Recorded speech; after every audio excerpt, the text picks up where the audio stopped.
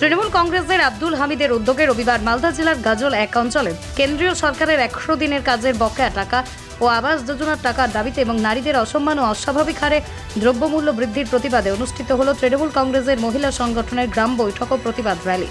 গাজলের 512 নম্বর জাতীয় সড়কের পাশে বিদ্রোহী মোড় সহায়তা ক্যাম্পে এই র্যালিটি বের করে গাজলের বিভিন্ন জায়গায় ঘোরা হয়, যাতে 100 দিনের বকেয়া টাকা সাধারণ মানুষরা পায়। তারই উদ্যোগে এমন পদক্ষেপ নিয়েছেন তারা।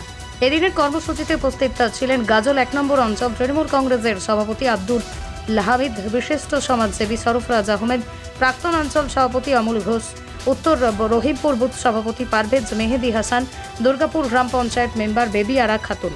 মানুষের শারীরিক পরিশ্রমের টাকা যেটা কেন্দ্র এবং রাজ্যের দেওয়ার কথা, সেই বকেয়া টাকা প্রায় 2 বছর হতে চলল কেন্দ্রের বিজেপি সরকার আটকে রেখেছে। সাথে সাথে আবাস যোজনার টাকা এবং 100 দিনের কাজের টাকার জন্য আমাদের রাজ্যের মুখ্যমন্ত্রী এবং আমাদের সর্বভারতীয় যুব সাধারণ সম্পাদক অভিষেক বন্দ্যোপাধ্যায় কেন্দ্রের দিল্লিতে প্রধানমন্ত্রীর শরণাপন্ন হয়েছিলেন। সেখানে ধর্ণা হয়েছে অক্টোবরের 2-3 তারিখে।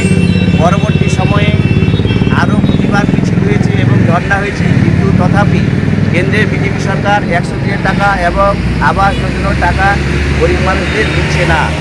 সেই শর্তে গত দিনের ধর্ণা ছিল, সেই ধর্ণাতে আমাদের রাজ্যের মানবিক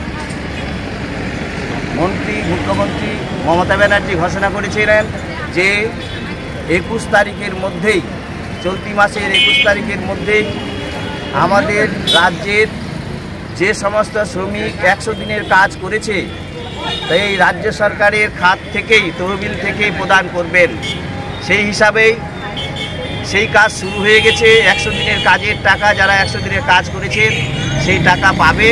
সেই হিসাবে আমাদের পার্টির পক্ষ থেকে, তৃণমূল কংগ্রেসের পক্ষ থেকে প্রতিটি এলাকায়, প্রতিটি অঞ্চলের পাশে এবং সংশ্লিষ্ট এলাকায় সহায়তা কেন্দ্র করা হয়েছে। 100 দিনের কাজ যারা করেছে তাদের ফর্ম ফিল আপ করা হবে।